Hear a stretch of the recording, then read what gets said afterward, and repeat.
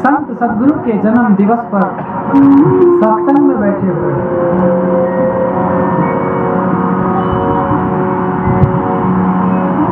जो जीवन में सत्संग नहीं करते हैं, सेवा नहीं करते हैं, सुन रहे थे आप लोग साध्वी जी से, जीवन में सेवा सत्संग जो नहीं करते हैं, जो केवल पाप कर्मों में लगे रहते हैं, उनका जीवन पशु से भी गया बीता है। पशु तो अपना भोग भोग रहा है, परमात्मा ने उनको दंड स्वरूप जैसा भी शरीर हुआ दे दिया, भोग भोग रहे हैं। लेकिन हम तो मानव हैं,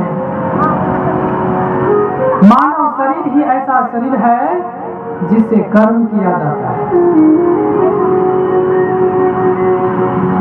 हम जैसा कर्म करते हैं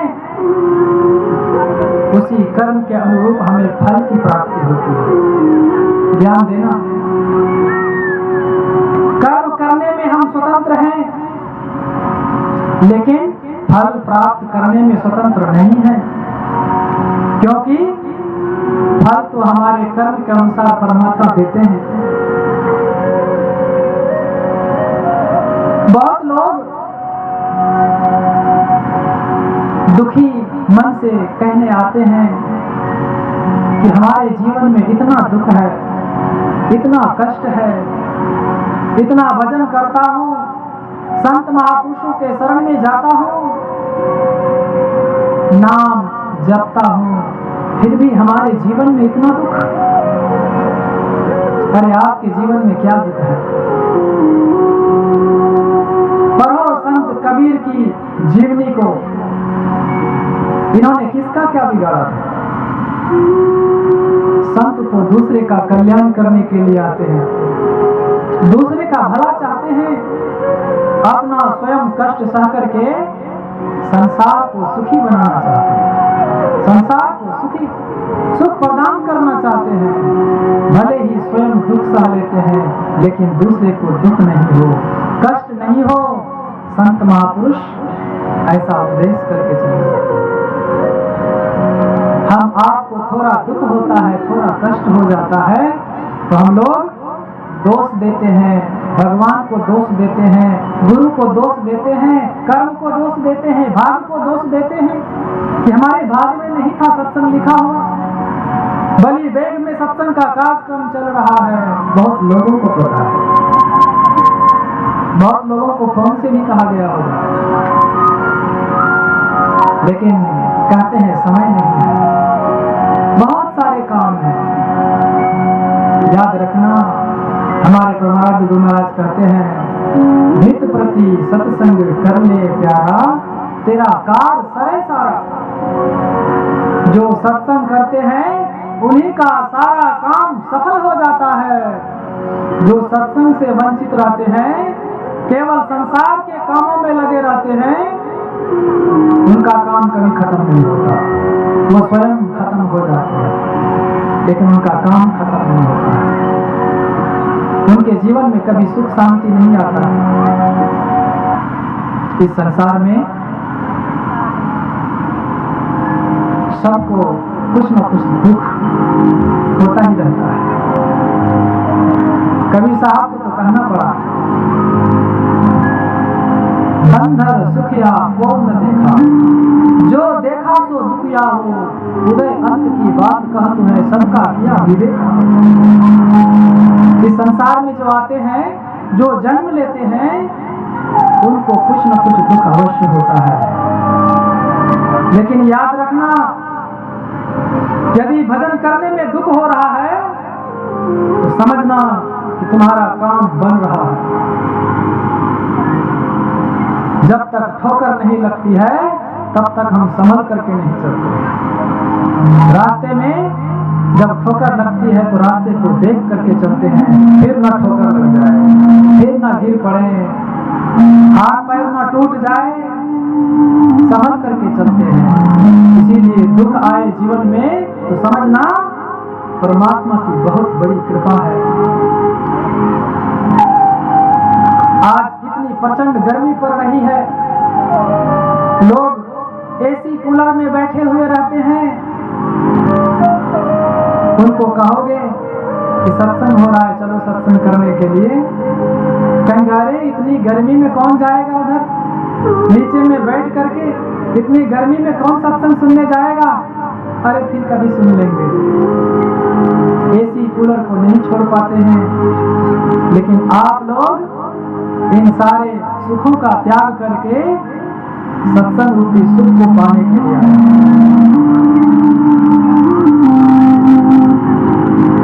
तपस्या क्या है? जंगल में जाकर के भूखे प्यासे रहना, एक पैर पर खड़े होकर के तप करना, ये तप नहीं है। बड़े बड़े तपस्वी हजार हजार वर्ष तक एक पैर पर खड़े होकर के तपस्या किया, लेकिन परिणाम क्या मिला? राक्षस बने। दुनिया के लोग उनको राक्षस के नाम से जानते हैं। हिरण्यकश्यपु ने 1000 वर्ष तक एक पैर पर खड़े होकर के तप किया, ब्रह्मा जी से वरदान पाया, लेकिन दुनिया में हिरण्यकश्यपु का नाम भी कोई रखना चाहता है? कोई नहीं चाहता। क्यों? क्योंकि तपस्या करके उन्होंने जो वरदान पाया, उस वरदान का सदुपयोग नहीं करके दुरुपयोग किया। वैसे तप का क्या लाभ जो हमें राक्षस बना दे? आप लोग तप कर रहे हो, प्रचंड गर्मी है, धूप है, बैठ करके सत्संग सुन रहे हो। सत्संग क्या है? भगवान का संग है, ईश्वर परमात्मा का संग है। ईश्वर परमात्मा कहीं मंदिर में बैठे हुए नहीं है, मस्जिद में बैठे हुए नहीं है, गुरुद्वारे में बैठे हुए नहीं है। वो तो भक्तों के हृदय में बैठे हुए हैं, जो उनको याद करते हैं, उनके हृदय में वो विराजमान है। उनके लिए जो दुख कष्ट सहन करते हैं, उनके जो है रोम रोम में बसे हुए हैं। संत कबीर साहब कहते हैं, मोको कहाँ ढूंढे बंदे, मैं तो तेरे पास हूँ। ना मैं देवल, ना मैं मस्जिद, ना कावा कैलाश में, खोजी है तो तुरंत ही मिले हैं पल भर की तलाश में। हमको कहाँ मंदिर में खोजते हो, मस्जिद में खोजते हो, गुरुद्वारे में, चर्च में खोजते हो? मैं तो तुम्हारे अंदर में बैठा हुआ हूँ, खोज तो करो। बाहर में खोज रहे हो। संत महापुरुष कहते हैं, बाहर ढूंढन जामत सजनी, पिया घर बीच विराज रही। पिया परमात्मा जो है वो हमारे अंदर में विराज रही, हम बाहर में ढूंढने जाते हैं। आज ये धरती धन्य हो गया, आज यहाँ सत्संग हो रहा है। ये धरती तपस्या कर रही थी वर्षों से। मैं पहले भी इस बलि बेग के धरती पे आया था, यहाँ पर जंगल होते थे, धूल कर उड़ती रहती थी। आज इतने सारे भक्तगण, गुरु महाराज के शिष्यगण बैठ करके सत्संग कर रहे हो। ये धरती जो है, इनका जो तपस्या है वो पूर्ण हो रहा है।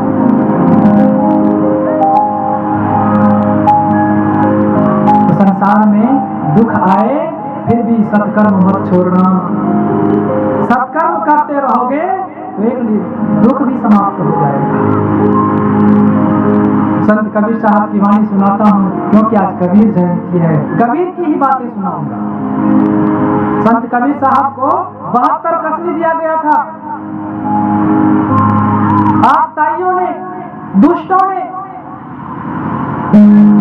संत कबीर साहब को बहुत सताया, जबकि संत कबीर ने किसी का कुछ नहीं बिगाड़ा था। सबको अच्छा ज्ञान दिया करते थे, अच्छी बातें सिखलाया करते थे, सुमार्ग पर चलने का जो है उपदेश दिया करते थे। उनका जीवन कितना त्यागपूर्ण था। ताना बाना करके अपने लिए रोटी की व्यवस्था करते थे और भजन करते थे। ऐसे महापुरुष को भी इस संसार के लोगों ने सताया, फिर भी संत कबीर साहब ने उनको कभी नहीं सताया, कभी शाप नहीं दिया, माफ कर दिया। यही तो बड़ाई है, यही तो बड़प्पन है। क्षमा वर्ण को चाहिए। वो क्षमाशील थे, क्षमा छत्रधारी थे। बोरी में बांध करके नदी में डुबाया गया कबीर साहब को, बार बार उठा करके फेंक देते थे पहाड़ पर से। 72 कश्मी कस करके उनको मारने का प्रयास किया गया, लेकिन मार नहीं पाया। क्यों? क्योंकि जो सच्चे परमात्मा के भक्त होते हैं, जो साधु होते हैं, जो भक्त होते हैं, उनकी रक्षा परमात्मा स्वयं करते हैं। आप लोगों को याद होगा, हिरण्यकश्यप के ही पुत्र हुए प्रहलाद जी, उनके ही पिता ने अपने पुत्र को कितना मारने का प्रयास किया, स्वयं को भगवान घोषित कर दिया था। लेकिन उसके बेटे ने कहा, पिताश्री आप भगवान नहीं हो, भगवान तो नारायण है, हरि है। उन्होंने स्वीकार नहीं किया और नहीं मानने के कारण कितना सताया गया। हाथी से कुचलवाने का प्रयास किया गया, सांप से जो है डसवाने का प्रयास किया गया। सांप जो है माला बन गया, हाथी प्रणाम कर लिए। यहाँ तक कि हम लोग होली मनाते हैं ना, आग जला करके उसमें भी जला करके मारने का प्रयास किया गया, लेकिन होलिका मर गई, वो नहीं मरे। जाको राखे साइया मार सके नहीं कोई, बाल न बाका कर सके जो जग बैरी। सारे संसार भी आपके बैरी हो जाएंगे, दुश्मन हो जाएंगे, फिर भी यदि परमात्मा की कृपा आपके ऊपर है, आपको सच्चा विश्वास है अपने सच्चे बादशाह पर, सच्चे सदगुरु पर, सच्चे संत पर, तो आपका बाल भी बाका कोई नहीं कर पाएगा। सारे संसार मिलकर कबीर साहब का कुछ नहीं बिगाड़ पाया। आज कबीर साहब की वाणी सारे संसार के लोगों को एक ऐसा रास्ता दिखला रहा है। उन्होंने कहा है कि संगति कैसा करो, कबीर संगति साधकी जो गंदी का बास, जो कुछ गंदी दे नहीं तो भी बास सुबास। कहा साधु की संगति कैसा होता है कि आप लोग साधु की तो संगति कर रहे हो, सत्संग कर रहे हो, इसका क्या फल होता है? इसका फल ये होता है कि जिस तरह से कोई इतर बेचने वाला है, खुशबू सेंट, दुकान में सेंट बेचते हैं, खुशबू बेचते हैं, उस दुकान पे कोई पहुंच जाते हैं, आप खरीदो नहीं उससे, लेकिन केवल उस दुकान के पास से गुजर भी जाओगे तो इतर की खुशबू आपको बिना मांगे मिल जाएगा। ऐसे साधु होते हैं। साधु से जाकर के कुछ मत कहो, उनके सानिध्य में जाकर के केवल बैठ जाओ तो भी खुशबू मिलेगी, इंसानियत की खुशबू मिलेगी। बड़ा सुंदर वर्णन करते हैं। एक संत हुए, एक कवि हुए, लक्ष्मीपति जी महाराज, विद्यापति जी महाराज, उनकी वाणी में आता है, इंसान की खुशबू रहती है, इंसान बदलते रहते हैं, दरबार लगा रहता है मगर दरबान बदलते रहते हैं। इंसान की खुशबू रहती है। इंसान तो मर जाते हैं, ये शरीर समाप्त हो जाता है, लेकिन उनकी खुशबू रहती है। आज कबीर साहब की खुशबू है कि नहीं है? इनकी खुशबू ही तो फैल रहे हैं सारे संसार में, ज्ञान रूपी खुशबू। कबीर साहब कब हुए थे? 600 साल पहले, लेकिन आज भी खुशबू फैल रही है। उस समय में तो बहुत सारे आए होंगे, जन्म लिए होंगे, लेकिन सबकी खुशबू नहीं है। बहुतों की तो बदबू भी है। खुशबू तो संतों की ही फैलती है। कितना भी समय व्यतीत हो जाए, जब तक ये पृथ्वी रहेगा तब तक जो है संत महापुरुषों की खुशबू फैलती रहेगी, उनका नाम रहेगा। ज्ञान देना, सत्संग में बैठे हुए हो, समय कम है, गर्मी भी बहुत अधिक है। संत कबीर साहब जिस समय में इस संसार में शरीर में थे, उस समय में उसके द्वारा बहुत सारे ऐसे घटनाएं घटी हैं जो हमारे लिए बहुत बड़ी प्रेरणादायक है। उस समय में एक बादशाह हुए, ध्यान से सुनना, वेदांत की बातें सुनाऊंगा। उस समय में एक बादशाह हुए जिनका नाम था इब्राहिम। वो बादशाह अपने राज्य में, अपने सल्तनत में ये घोषणा कर रखा था, कोई भी फकीर आ जाए, कोई भी भिखारी आ जाए, कोई भी साधु संत आ जाए, उनसे एक प्रश्न किया जाता था। आप लोग ध्यान से सुनना, आपके लिए भी यही प्रश्न होगा। उनका प्रश्न था भिखारियों से, साधु संतों से, कि तुम साधु क्यों बने हो? साधु क्यों बने हो? साधु बनने का क्या कारण है? यदि सही जवाब दे दोगे तब तो रोटी मिलेगा, तब तो भिक्षा मिलेगी, नहीं तो कारागार में बंद कर दिए जाओगे। यही घोषणा था उनका। जो भी फकीर जाते थे, साधु संत जाते थे, भिखारी लोग जाते थे भीख मांगने के लिए, साधु महात्मा जाते थे उनके दरबार में भिक्षा के लिए, उनसे यही प्रश्न किया जाता है कि तुम साधु क्यों बने हो? इसका उत्तर दो। हम लोगों से भी लोग पूछते हैं कि अभी तो खाने पीने मौज मस्ती करने का उम्र था, साधु क्यों बन गए हो? अरे दुनिया को तुमने क्या देखा? ऐसे प्रश्न करते हैं। लेकिन बादशाह इब्राहिम का प्रश्न था कि तुम साधु क्यों बन गए हो? इसका उत्तर दो। बहुत सारे महात्मा, बहुत सारे फकीर, बहुत सारे भिखारी जाते थे हमारे तरह बाना पहने हुए, वस्त्र धारण किए हुए, उत्तर नहीं दे पाते थे। कोई कहते थे कि भजन भक्ति के लिए साधु बन गया, भगवान को पाने के लिए साधु बन गया।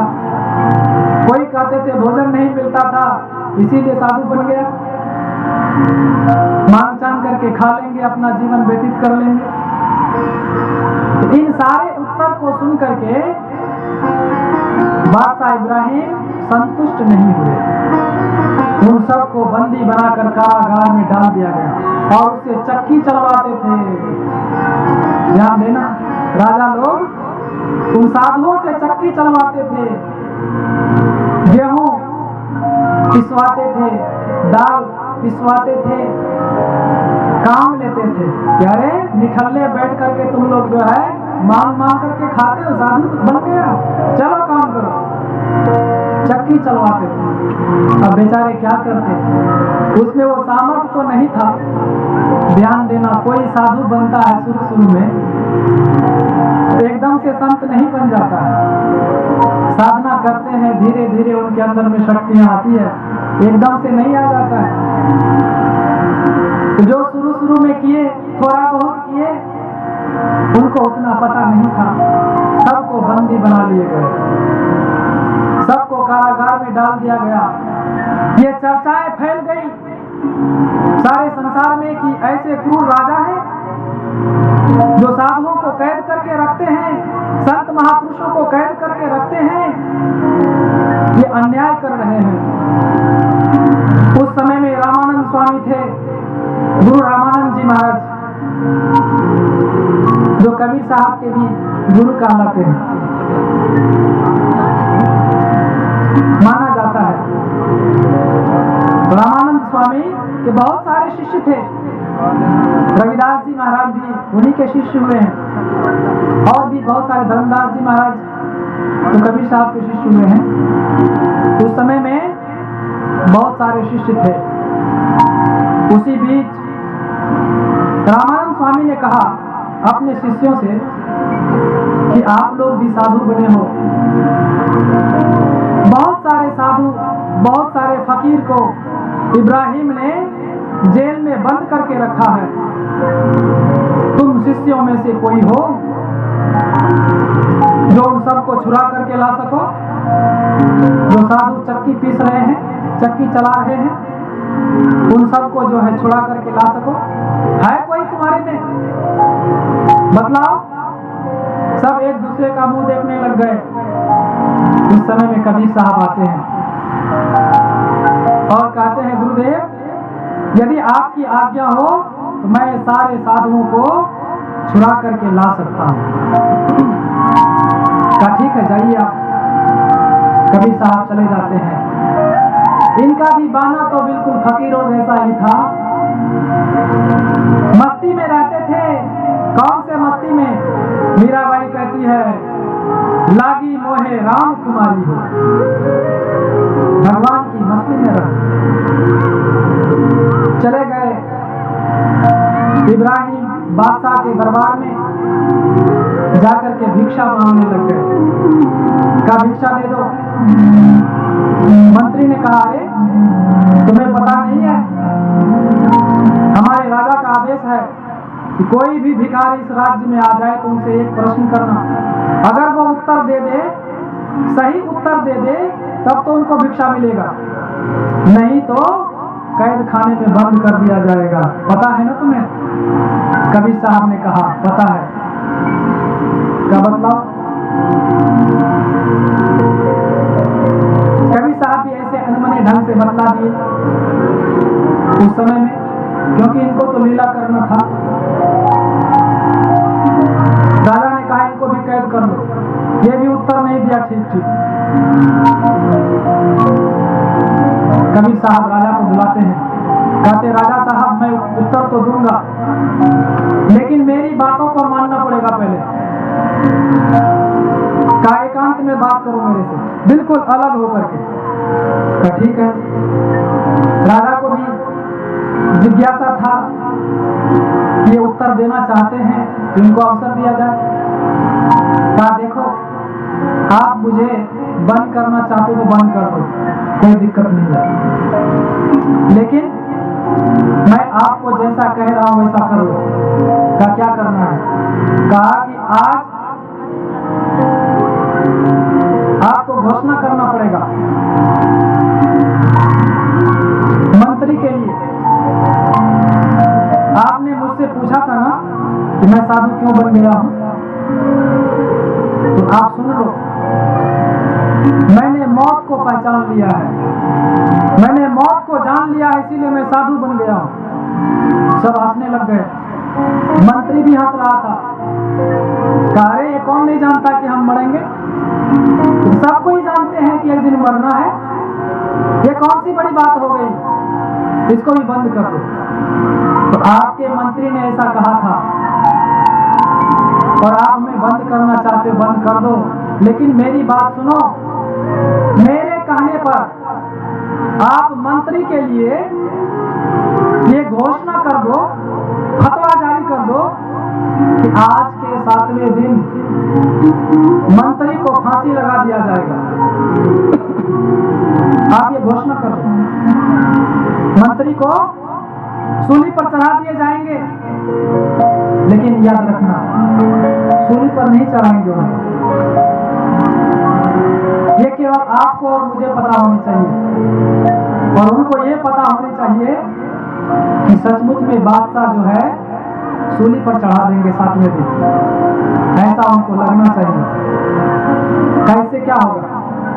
का आपको पता चल जाएगा कि मैं साधु क्यों बन गया हूं। का ठीक है।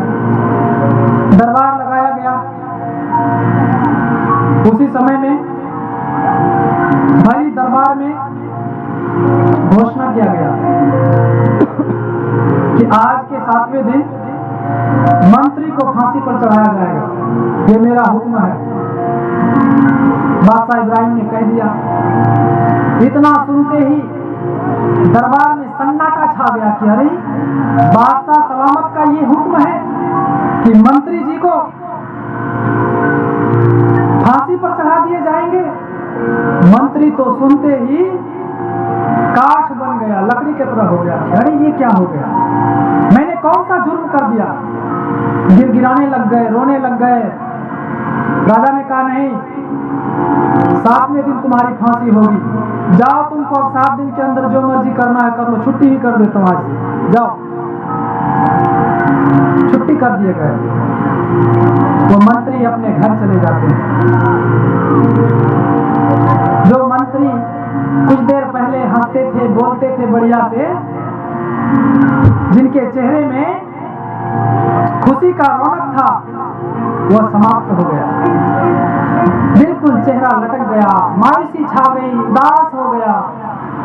उदास मन से घर में जाते हैं। पत्नी पूछती है क्या हुआ, ये मुंह क्यों लटकाया हुआ है, क्यों मुंह लटकाए हुए हो, क्या हुआ? कहा मत पूछो, अब कुछ नहीं बोला जाता। कहा बतलाओ तो सही। कहा नहीं बोलना है, मुझे अकेले रहने दो।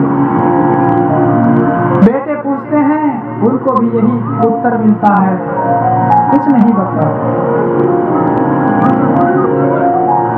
घर में जाते हैं, बिछावन पर नींद नहीं आती है, इधर से उधर करवट बदल रहे हैं, बस मन में यही चल रहा है कि अब 7वें दिन मेरी मृत्यु हो जाएगी, सूली पर चढ़ा दिए जाएंगे। अब यही सोचते हैं। अब उनको भूख नहीं लगती है, प्यास नहीं लगती है, कुछ भी अच्छा नहीं लगता है, शरीर सूखता चला जा रहा है। दिन व्यतीत हो रहे हैं, 1 दिन 2 दिन 3 दिन इस तरह से व्यतीत होता चला जा रहा है। और भी जो है मंत्री दुख से बेचैन हो रहा है। इधर संत कबीर साहब को राजा ने, बादशाह ने जेल में बंद कर दिया। कबीर साहब जब कारागार के अंदर जाते हैं तो देखते क्या है, बहुत सारे जो है साधु महात्मा चक्की पीस रहे हैं। उसमें कोई बूढ़े हैं, कोई तो बहुत ही बूढ़े हैं, चक्की भी नहीं चलाया जा रहा, ऐसे ऐसे बुजुर्ग हैं, बड़ी मुश्किल से चला रहे हैं। नहीं चलाते हैं तो सिपाही आकर के डंडे मारते हैं, बड़ा कष्ट में पड़ा। कबीर साहब को देख करके रहा नहीं, क्योंकि साधु का जो हृदय होता है बड़ा ही कोमल होता है। दूसरे के दुखों को देख करके ये दुखी हो जाते हैं। गोस्वामी तुलसीदास जी महाराज लिखते हैं, संत हृदय नवनीत समान। इतना लिखे थे कि मन में हुआ नहीं, मक्खन तो अपने ताप से पिघलते हैं, लेकिन संत तो दूसरे के ताप से, दूसरे के दुख को देख करके दुखी हो जाते हैं, द्रवित हो जाते हैं। कहा कबिन पे कहीं न जाता, निज परिताप द्रवहि नवनीता।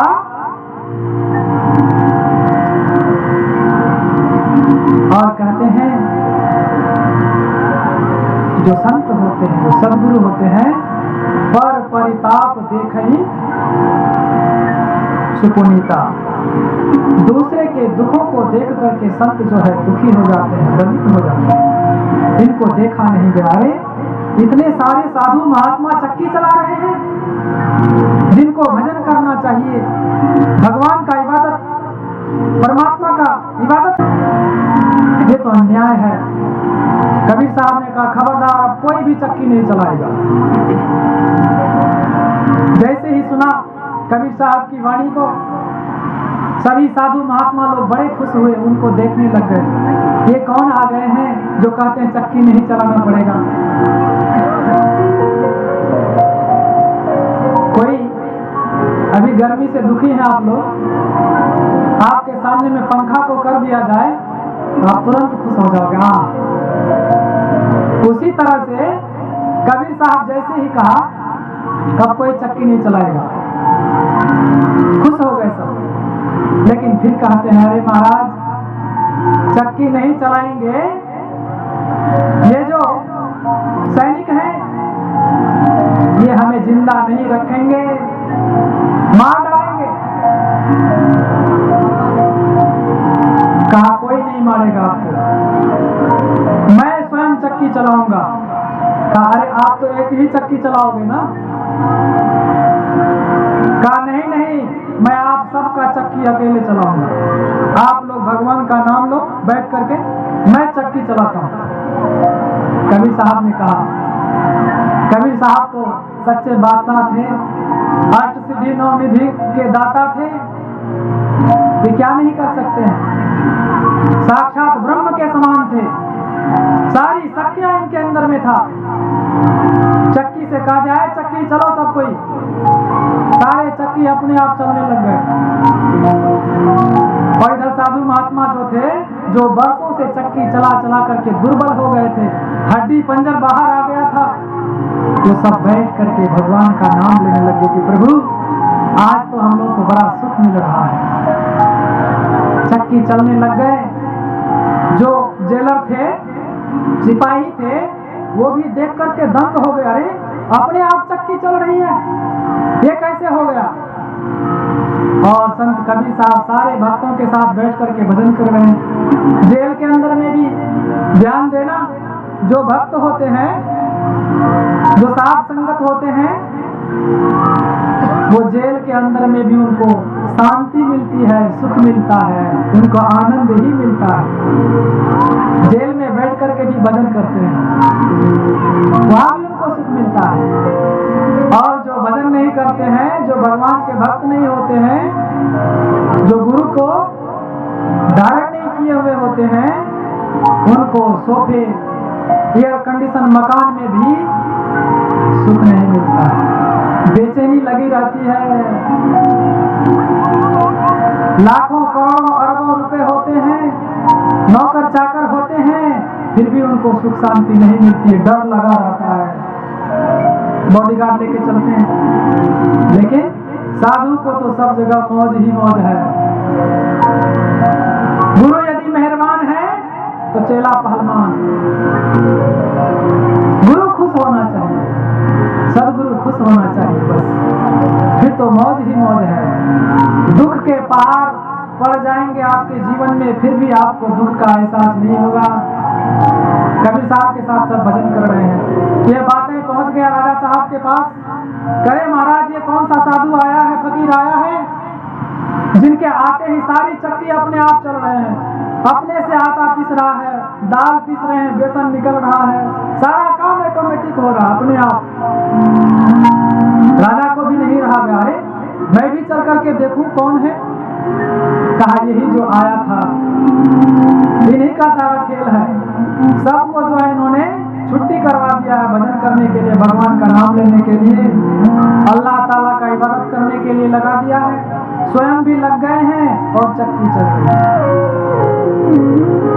तब तक में इधर 7 दिन भी पूरे हो रहे थे। ध्यान देना, मंत्री जी को बुलाया गया, बड़ी मुश्किल से मंत्री जी चल पा रहे हैं। 7 दिन में ही उनके शरीर में बल खत्म हो गया, झुर्रियां पड़ गई।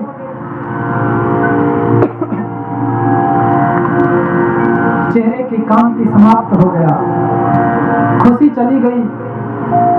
लाया गया दरबार में, दरबार लगा हुआ था।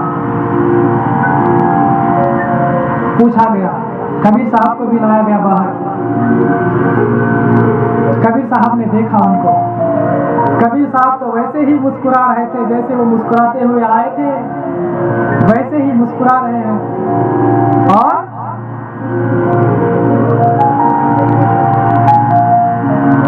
पूछ रहे हैं मंत्री जी से, मंत्री जी कैसे हो, क्या हाल समाचार है, सुनाओ।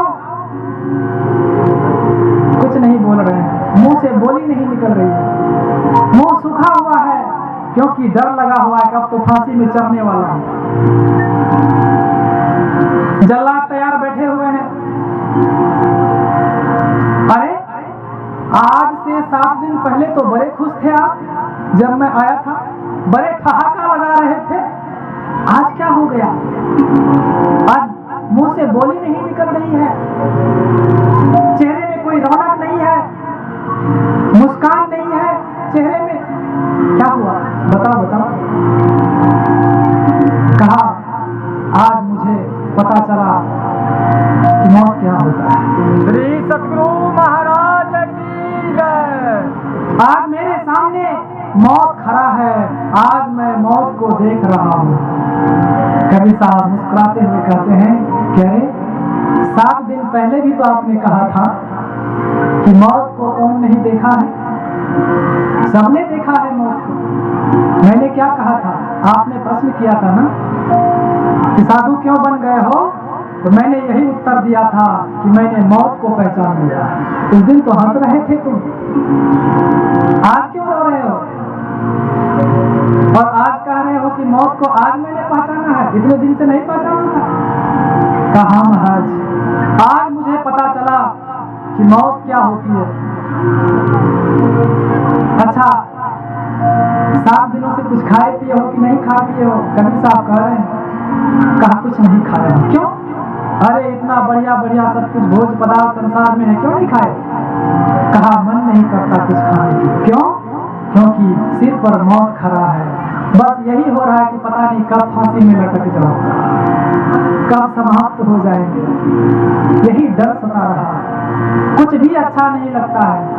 अरे पत्नी तो स्वादिष्ट भोजन बनाती होगी आपकी, वही खा लेते उनके हाथों का बना हुआ।